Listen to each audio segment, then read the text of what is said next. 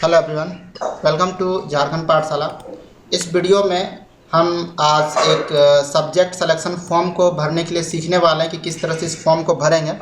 बहुत ही ज़्यादा प्रॉब्लम हो रही है बच्चों को, और ये प्रॉब्लम कोई छोटी मोटी प्रॉब्लम नहीं है, बहुत बड़ी प्रॉब्लम है। यानी आप समझ जाओ कि आपको उर्दू पढ़ना नहीं आता है फिर भी आपको उर्दू पढ़ना पड़ेगा, बांग्ला पढ़ना नहीं आता है फिर भी आपको बांग्ला पढ़ना पड़ेगा। तो ये बहुत बड़ी समस्या है फॉर्म को भरते समय कि बच्चे सब्जेक्ट का चुनाव किस तरह से करेंगे। ठीक है, तो चलिए पहले तो मैं फॉर्म को आपको भरने के लिए से बता देता हूँ कि फॉर्म को आप किस तरह से भरेंगे। एक बात और, जो भी सब्जेक्ट का जो समस्या है यार, ये आप कॉलेज में जाकर के इससे बात करो, क्योंकि इसका जो समस्या का समाधान है वो यूनिवर्सिटी वाले ढूंढ सकते हैं। क्योंकि यार कोई अगर हिंदी भाषी है तो वो बांग्ला या उर्दू कैसे पढ़ सकता है, और दूसरा कोई ऑप्शन भी नहीं है चुनने के लिए, तो उसे फॉर्म तो भरना पड़ेगा, चुनना ही पड़ेगा। लेकिन वो पढ़ेंगे कैसे, ये समझ में नहीं आ रही है। क्या समस्या है आगे चल करके हम लोग देखते हैं। ठीक है, ज़रा ठीक से इसको आप देखिएगा कि आपको क्या समस्या अभी आएगी फ्यूचर में। ठीक है, चलिए फॉर्म को भरने के लिए सबसे पहले तो मैं आपको बता दूं, यहाँ पे आपको एप्लीकेशन नंबर और फॉर्म का नंबर आपको यहाँ पर डालना पड़ता है। अब ये कहाँ से लोगे ये मुझे उतना कंफर्म नहीं है, बट आप अथॉरिटी से पता करेंगे। आपने चांसलर पोर्टल के माध्यम से जो अप्लाई किया था, हो सकता है आपको ये उसी में ये एप्लीकेशन नंबर या फॉर्म का नंबर जो आपको मिल जाए। ठीक है, कॉलेज जिस कॉलेज में आप एडमिशन ले रहे हैं, कॉलेज का नाम, कोर्स का नाम, यहाँ पे जो ऑनर्स पेपर रखना चाहते हैं वो रख देंगे। स्ट्रीम में आप आर्ट्स है, ठीक है, कॉमर्स है या साइंस है, वो आप यहाँ पे भर दीजिएगा। उसके बाद स्टूडेंट का नाम, अपना नाम दीजिएगा, पापा का नाम दीजिएगा, मोबाइल नंबर दीजिएगा, डेट ऑफ बर्थ दीजिएगा, ईमेल आईडी दीजिएगा। ठीक है, ईमेल आईडी अच्छा होगा कि अगर आप रजिस्टर्ड वाला ही देते हैं तो बहुत ही अच्छा होगा यहाँ पे। ठीक है, तो ये हो गया आपका जेन्युइन इन्फॉर्मेशन जो कि आपको भरना है। चलिए अब नेक्स्ट जो हम लोग यहाँ पर देखेंगे वो है सब्जेक्ट का चुनाव। यहीं पे मेन समस्या आ रही है। ठीक है, सब्जेक्ट का चुनाव। देखिए यहाँ पे आपको 6 बकेट दिया हुआ है, 6 का 6 आपको फिलअप करना है। ठीक है, यानी आपको फर्स्ट सेमेस्टर में 6 पेपर का एग्जाम देना है। ठीक है, लेकिन यहाँ पे पेपर आपको कुछ ज़्यादा ही सेलेक्ट करना पड़ रहा है। जैसे मेजर पेपर में तो आप यहाँ पे इंग्लिश ऑनर्स है, ठीक है, हिस्ट्री, पॉलिटिकल, जो भी ऑनर्स पेपर है उसका नाम आप लिख देंगे। ठीक है, उसके बाद आपके यहाँ पे एमएन पेपर है। एमएन पेपर में आपको कुछ ऑप्शंस दिए हुए हैं, उस ऑप्शंस में से आपको 3 पेपर चुन करके लिखने हैं, जो कि जितने बार ये सेमेस्टर वगैरह चेंज होती है आपका ये पेपर भी जो है वो बदल जाता है। तो आपको 3 पेपर यहाँ पे चुनना है। मेन समस्या इसी जगह पे है। ठीक है, कि आपको चुनने के लिए ज़्यादा ऑप्शंस नहीं दिया गया, कुछ ऐसे सब्जेक्ट्स दे दिए गए जिसे आप पढ़ नहीं पाओगे। ठीक है, तो इसके बारे में अभी हम लोग आगे बात करेंगे, पहले मैं आपको दिखा देता हूँ। उसके बाद आपका, ठीक है, एमडीसी पेपर है। एमडीसी पेपर में भी कुछ आपको सब्जेक्ट दिए हुए हैं जिसको आपको चुनना है। 3 सब्जेक्ट चुन करके यहाँ पे आपको पढ़ना है। ऐसे फर्स्ट सेमेस्टर में सबका एग्जाम नहीं देना, या नेक्स्ट आप जब सेमेस्टर में जाएंगे तो ये पेपर आपका चेंज हो जाता है। ठीक है, तो ये बदल जाती है हर बार। उसके बाद चौथा वाला आपको यहाँ पे भरना नहीं पड़ेगा, ये पहले से भरा हुआ अंडरस्टैंडिंग इंडिया आपको पढ़ना है तो आपको पढ़ना है। उसके बाद आता है 5वां नंबर में स्किल एनहांसमेंट कोर्स, यानी सेक पेपर। तो सेक पेपर में 2 में से एक आपको चुनना पड़ेगा, या डिजिटल एजुकेशन चुनिए या फिर मैथमेटिकल कंप्यूटेशनल्स एंड थिंकिंग एनालाइज चुनिए। ठीक है, रिकमेंड करूंगा डिजिटल एजुकेशन चुनिएगा, ज़्यादा बेटर होगा। और जिसको मैथमेटिक्स पसंद है वो मैथमेटिक्स ले सकता है यहाँ पे। उसके बाद यहाँ पे 6 नंबर में आपको 2 ऑप्शन है, हिंदी और इंग्लिश का।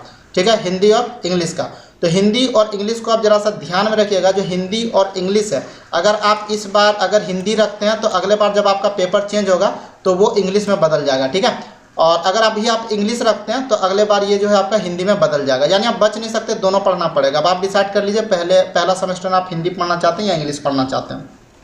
अब समस्या मैं कहाँ पे बता रहा था, तो यहाँ पे 2 नंबर पे समस्या, 2 और 3 नंबर पे समस्या है। चलिए आप देख लेते हैं कि कैसे आप इस पेपर मतलब सब्जेक्ट का चुनाव करेंगे। तो यहाँ पे आप देख लीजिए, जैसे कि यहाँ पे पेपर दिया हुआ है 1 2 3 4 5 6, 6 पेपर यहाँ पे दे दिया। ये 6 पेपर आपको चुनना है। ठीक है, पहला पेपर में तो कोई दिक्कत नहीं होगा क्योंकि आप यहाँ पे ऑनर्स पेपर ले लेंगे। ऑनर्स पेपर दिया हुआ है, आप उस ऑनर्स पेपर के साथ कौन कौन सा सब्जेक्ट रख सकते हैं वो जरूर आप देख लीजिएगा। जैसे कि मैं अगर आपको बताऊँ कि अगर आप जैसे इंग्लिश ऑनर्स लेना चाहते हैं तो यहाँ पे इंग्लिश ऑनर्स आप यहाँ पे देख लीजिए। उसके बाद ये आपका एमएन पेपर है और ये एमडीसी पेपर है। ठीक है, उसके बाद यहाँ पे आप सेक पेपर देख रहे हैं। ठीक है, उसके बाद ये आपका एक अंडरस्टैंडिंग इंडिया वाला जो कि आपका फिक्स है, ये सबको पढ़ना ही पड़ेगा। और दूसरा यहाँ पर एईसी पेपर है। ठीक है, तो यहाँ पे सबसे बड़ा समस्या कहाँ पे आ रहा है, तो ये एमएन पेपर में। आप इस चीज़ को जरा ध्यान से देखिए, एमएन पेपर में क्या समस्या यहाँ पर आ रही है। जैसे कि आप ऑनर्स में इंग्लिश पेपर तो रख लिए, अब एमएन पेपर में आपको 3 पेपर आपको चुनना है, जबकि यहाँ पे 4 ही ऑप्शन दिया हुआ है, हिंदी, फिलोसफी, बंगाली और उर्दू। चलिए ठीक है, हिंदी और फिलोसफी तक तो सही लग रहा है कि बच्चे यहाँ पे भर देंगे। लेकिन एक बात बताओ यार, अगर बंगाली अगर किसी को नहीं आती है या उर्दू अगर वो नहीं जानता, उसका क ख ग घ भी नहीं जानता, तो वो कैसे पढ़ेगा और कैसे एग्जाम देगा? सबसे बड़ा समस्या यहाँ पे। और 3 आपको ऑप्शन चुनना है सब्जेक्ट में, तो यहीं पे आके बच्चे फंस जा रहे हैं। फिलहाल अभी ज़्यादातर बच्चे जो है यहाँ पर बंगाली यहाँ पे यूज़ करें। पिछला जो मैंने वीडियो बनाया था उसमें आपको बताया था कि आप सबसे एक एक पेपर आप चुनिए, 6 बकेट में 6 पेपर का आप सिलेक्शन कीजिए, ठीक है। लेकिन अभी जब कॉलेज में स्टूडेंट लोग भरने के लिए गए फॉर्म, तो वहाँ पे बताया जा रहा है कि नहीं, आपका सेकंड ऑप्शन में जो 3 ऑप्शन दिया, तीनों ऑप्शन फिलअप करना है, ठीक है। और थर्ड में भी जो 3 ऑप्शन दिया उसको भी आपको तीनों सब्जेक्ट को फिलअप करना है। और जबकि ऑप्शन में ज़्यादा ऑप्शंस नहीं दिया गया है, तो ऐसे में बच्चे कैसे पढ़ पाएंगे? हिंदी फिलोसफी चुन लेंगे, उसका तो बंगला नहीं आता, उर्दू नहीं आता है, तो इन दोनों में से वो किसका सिलेक्शन करे तीसरा नंबर पर? तो बच्चे यहाँ पर आकर के फंस जा रहे हैं, ठीक है। उसके बाद MDC जो पेपर है यहाँ पर, ये तो चलिए ठीक है, इकोनॉमिक्स है, हिस्ट्री है, पॉलिटिकल साइंस है और साइकोलॉजी है, तो इनमें से वो 3 पेपर किसी को भी चुन सकता है, यहाँ पर कोई दिक्कत नहीं है बच्चों को, ठीक है।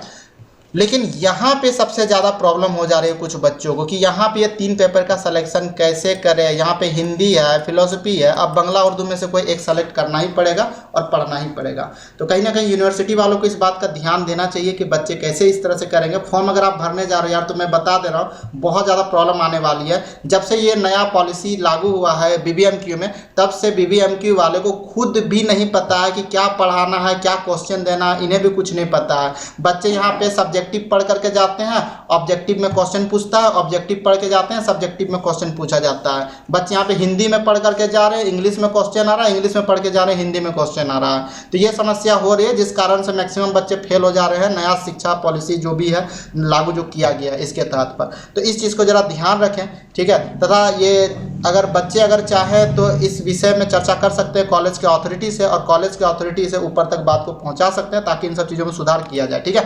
तो आप जो भी समस्या, फॉर्म को कैसे भरना, वो मैंने आपको यहाँ पे बता दिया है। कुछ अगर रह गया हो तो आप कमेंट जरूर करना, चैनल को सब्सक्राइब करना, वीडियो को लाइक कर देना, दोस्तों के साथ शेयर जरूर कर देना। फिर से मिलते हैं नए वीडियो के साथ, तब तक के लिए जय हिंद, जय भारत।